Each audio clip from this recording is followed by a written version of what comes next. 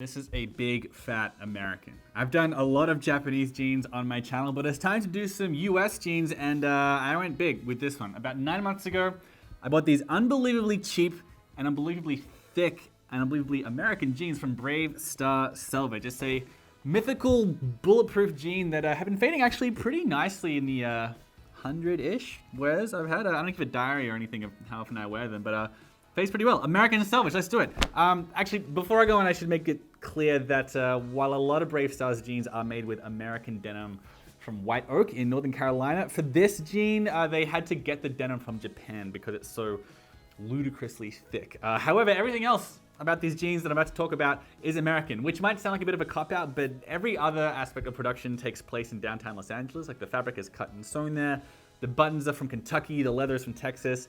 Brave Star is a very important feature in the American denim landscape, not just for all that, but also for the price. It's extraordinarily rare to find jeans made in the United States. And for a little bit of background, jeans used to be thick and cool like these, or almost as thick as this, until around the mid-20th century when clothing companies decided that mass production and outsourcing was a better use of their money, and they largely stopped making jeans the old-fashioned way in the US. Japan bought practically all of the old looms that used to be used to make the jeans here in the United States, and I'm in Brooklyn, by the way, don't let my accent fool you. And now old-fashioned selvage denim made on shuttle looms, like jeans that aren't all clones of each other, but made individually with their own variations and irregularities and uniqueness. It's insanely rare to find in the US. But Brave Star is making the American jean American again, or pretty American, quite American anyway. The company was founded in 2005. Interestingly, they were sold to a big apparel conglomerate after the global financial crisis, and then the founders bought it back in 2012. Such was their commitment to their dream of repopularizing selvage in the United States. So let's take a look at this denim a little bit more closely. All right, so this is 21.5 ounce unsanforized denim. Practically speaking, sanforized just means it won't shrink too much when you wash them. For a little more context, your average Levi's are about 10 or 12 ounces, so it's twice as thick as the jeans you're used to. And there's no elastane or spandex, like nothing to give stretch to it. It does slowly stretch out, like a couple inches here and there as you wear them in.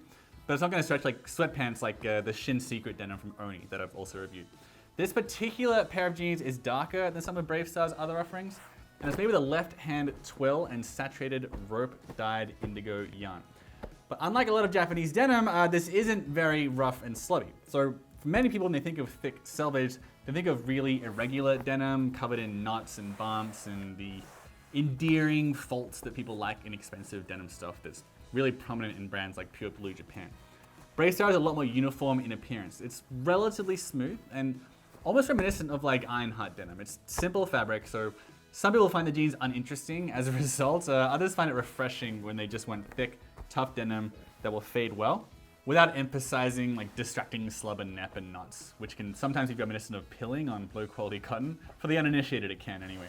So Brave Star is selvage. One of Brave Star's favorite things about this pair of jeans is that they fade relatively quickly. And like I mentioned earlier, it's left-hand twill, which relative to the industry standard right-hand twill, has a bit of a softer feel and it fades more quickly. And indeed, after 9 months, maybe 100 wears and 1 soak, which I just did last night, they're pretty considerable fades here that you wouldn't often see so fast in selvage. Even in other smooth selvage like Ironheart jeans. So for guys that don't want to wait 5 years for fades, Brave Star could be a good bet. Okay, so let's talk about the details a little bit. So once again, this is a pretty basic design that lets the quality speak for itself, right? There are no fancy pocket arcs or anything. The pockets are pretty basic, just like that. There are no designs on any of these rivets at the front here. Like a lot of the time you have like little wording or something written there, and on the back, these are just totally plain, which is pretty rare for selvage. Not a bad thing though. If you want to see the total opposite of these jeans, you can check out my samurai review, which has, they have like Buddhist philosophy inscribed in the rivets and a samurai battle on the waist patch, and sparkly pink on the selvage ID to represent a sparkling katana sword, all this kind of stuff. Brave Star reels it in a little bit. It's a pretty simple pair of jeans. Some things worth noting are the red-orange threads all over. It's a really classic kind of Americana look, which are coarse spun polyester for a bit of extra durability. On the inside here, you'll also see the Made in the USA tag, very iconic, very important. The waist patch is natural cowhide, and it's cut and stamped in Los Angeles with this really cool design here that I like a lot. It's quite big, the waist patch. Some people don't like it because it's quite large and thick, like a quarter-inch thick. but it's a casual, almost Western style, and it'll darken nicely with wear. It looked a lot nicer yesterday before I got indigo all over it from the soak, but them's the breaks. The main feature with these jeans, besides the buttons here, which have like a pretty cool wreathed star design, like the main distinguishing mark for these jeans is of course the trademark star on the right back pocket, which I absolutely love. Like it's such a simple pair of jeans overall, that I find this star here is like the perfect amount of splash for it. You know what I mean? Although of course some people don't like it. You can always find someone who doesn't like something that you like, but you know, some people don't like it. But I'm a really big fan of it. It's like really subtle for such a simple pair of jeans. I think it's like it really strikes a nice balance. So as far as the fit goes, again, this is the regular taper jean, and this is a 32-inch pair. And when you get them, if you check out the sizing chart on their website, they say that the 32-inch pair, when you get them, the waist is actually going to be 34.5 inches. And this is the rest of the measurements that they say that it's going to have when you get the jeans initially. Today, after 9 months of wearing them and a warm soak last night, the measurements are at the waist, it's 35.5 inches. The front rise is 10.5, back rise is 15, the knee is like 8.9 inches, like a cross, and the opening is 7.2 inches. The fits, in my opinion, are the company's biggest downside because they just don't have that many of them. I mean, they have 5, but there's no relaxed taper, which is my favorite type. There's no loose fit. Most importantly for me, there's no high rise either. My butt takes up like half of my back. I need like a high rise jeans. With Bravestar, I cannot bend over or squat in these jeans without half of my ass coming out. So that's a bummer. I would have liked to see more fits. That's my biggest complaint with the brand. But the biggest upside with the brand is definitely the price. Good God, these jeans just cost $128. It's far and away the best Selvage at this price point, especially given it's 21.5 ounces. It's just 128 bucks. Most jeans like this are over 300 bucks. There are some American brands like 316, but their stuff is entirely, if not almost entirely, over $200. And it's worth emphasizing here that Bravestar's lighter weight jeans, like the 12, 13.5, and 15 ounce jeans, are under 100 bucks. They're 98 bucks. And those are the ones that are made with American denim. American denim is really ridiculous. They're made with the famous Cone Mills denim, and the value is just obscene with this brand that you can get that much for that little. So you can finally get a really good pair of jeans for under $150, and under $100 if you don't want comically heavy jeans like this, which probably not a lot of people actually want these kinds of jeans. So it's good. I guess I wouldn't say it's cheap, but it's affordable. You know, under 100 bucks. I can't stop saying it, but it's like the best thing about this brand. It's really jaw-dropping, and they deserve to stay in the space for as long as humanly possible for that alone. But then the rest of the stuff is pretty good as well. All right, let's wrap it up. Pros and cons. Pros. Surprisingly comfortable. I mean, it took about a month to feel that way, but they are comfy. They're still quite, they're a bit thick around the waist. Like when I bend, it feels like I've got like a piece of cardboard in my pockets, but I don't. But nonetheless, relatively comfy. It's a nice, simple design, simple denim. There's nothing outlandish or weird here. It's just like quality, thick, smooth denim with a star on the side. It's great for guys who like want thick jeans that will fade and look cool, and these do fade fast, which is like another pretty big pro here.